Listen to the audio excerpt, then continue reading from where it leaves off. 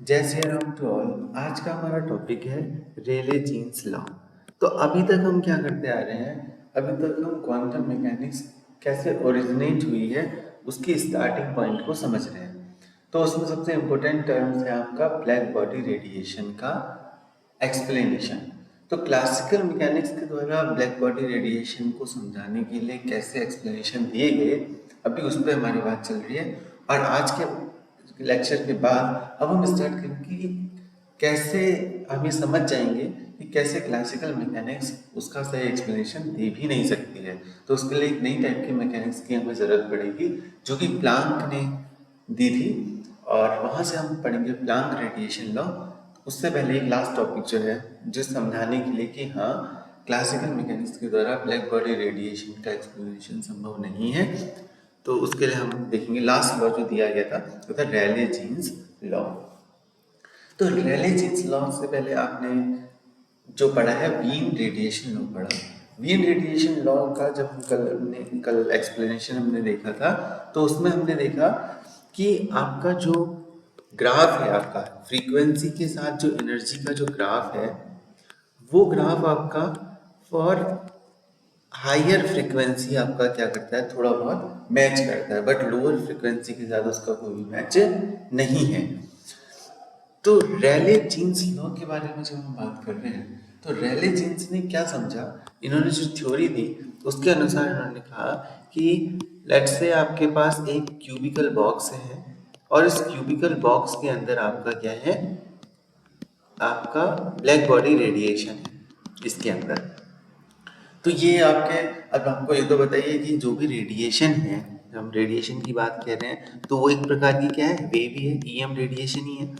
तो जब वेव है तो आपको पता होगा कि वेव, स्टैंडिंग वेव के बारे में आपने सुना होगा कि अगर आपने एक रस्सी के दोनों पॉइंट को अगर बांध दिया है एक दो किनारे पर, और इसको आप कुछ फ्रीक्वेंसी दें, तो यहाँ पर आपके फंडामेंटल मूड, फर्स्ट ओवरटोन, इस टाइप का आपने सुना होगा।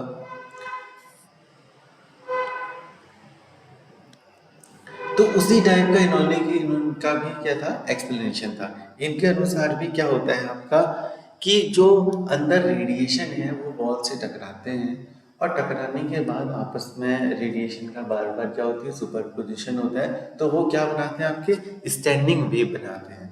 और हर एक स्टैंडिंग वेव जो है उसको एक ऑसिलेटिंग सिस्टम हम समझ सकते हैं। तो इन्होंने क्या समझा कि जो वेव थी वो क्या बना रही है, आपकी स्टैंडिंग वेव बन रही है, आपकी रेडिएशन जो है स्टैंडिंग वेव को जनरेट कर रहे हैं, और स्टैंडिंग वेव की जो आपकी फ्रीक्वेंसी है वो क्या हो रही है, डिफरेंट डिफरेंट आपकी फ्रीक्वेंसी है।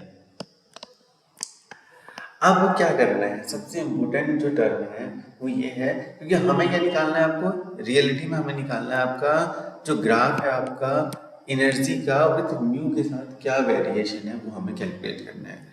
तो आपका जो रेले और जीन्स ने, इन्होंने आपका कितने नंबर ऑफ स्टैंडिंग वेव, हर एक स्टैंडिंग वेव को क्या कहा, एक ऑसिलेटर का, क्या कहा, एक ऑसिलेटर का, एक ऑसिलेटिंग सिस्टम, मतलब एक स्टैंडिंग वेव एक ऑसिलेटर, दूसरा स्टैंडिंग वेव दूसरा ऑसिलेटर। अब ऐसा तो है नहीं कि रेडिएशन एक दो तीन चार वेव हो, तो lot of number of waves हैं, तो बहुत हैं, 10 की पावर 22 3, ऐसे बहुत सारे, बहुत ज़्यादा आपका रेडिएशन है, इतनी वेव्स हैं। तो इन वेव का कैलकुलेशन इंडिविजुअली करना संभव नहीं है। इसकी इन्होंने बहुत अच्छी एक मैथमेटिक्स करी कि कैसे नंबर ऑफ ऑसिलेटर को काउंट करते हैं, लेकिन हम वो इस कोर्स में नहीं करेंगे। तो एक है कि आपका nu to nu plus G nu range में कितने ऑसिलेटर हो सकते हैं। जब इसकी इन्होंने कैलकुलेशन किया अपना थ्योरी लगा करके, तो वो निकल के आता है आपका 8 pi nu square upon C cube. तो ये आपके टोटल नंबर ऑफ ऑसिलेटर हैं आपके in frequency range nu to nu plus जी। ठीक है ना।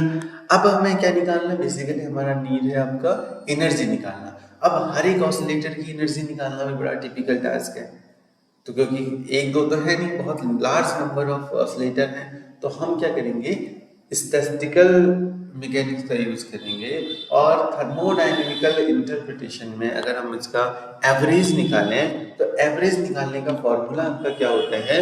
अगर आपको एवरेज एनर्जी निकालनी है और एक सबसे इम्पोर्टेंट टर्म्स है कि जितनी फ्रीक्वेंसी मतलब किसी की एनर्जी ज़्यादा होगी किसी फ्रीक्वेंसी वाली वेव की उसकी प्रोबेबिलिटी कम होगी।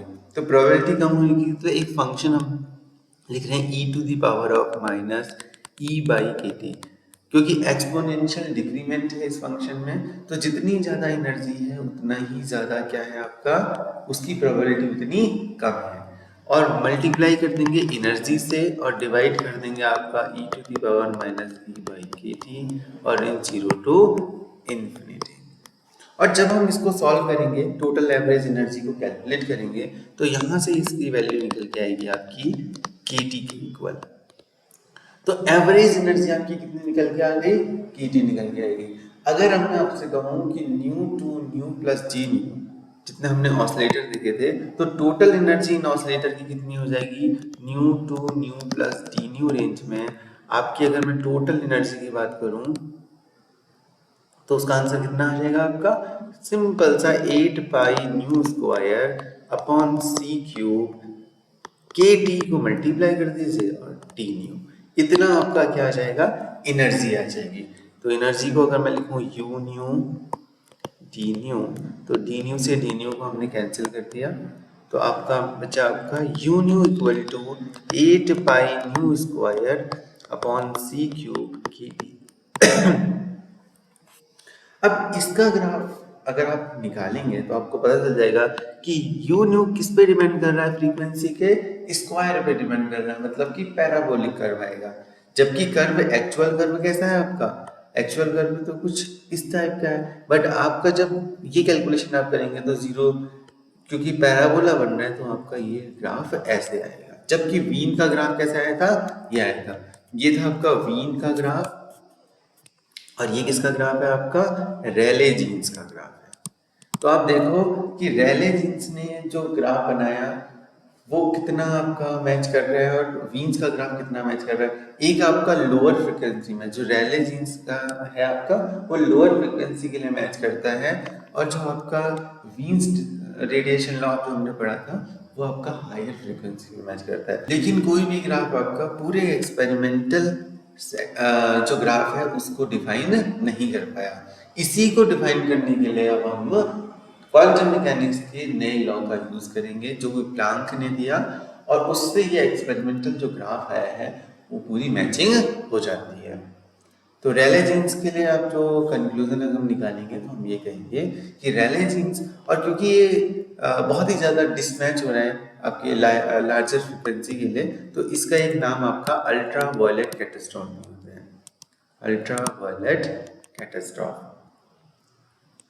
तो हम जो बात कर रहे थे हम ये कह रहे थे कि अगर कंक्लूजन निकालेंगे तो हम ये कहेंगे कि आपका रेले जीन्स लॉ के अनुसार जो एनर्जी है आपके रेडिएशन की वो फ्रीक्वेंसी के स्क्वायर पे डिपेंड करती है, जो कि आपका लोअर फ्रीक्वेंसी के लिए तो वैलिड है बट हायर फ्रीक्वेंसी के लिए वैलिड नहीं है। तो ये था आपका रेले जीन्स लॉ। जैसे आप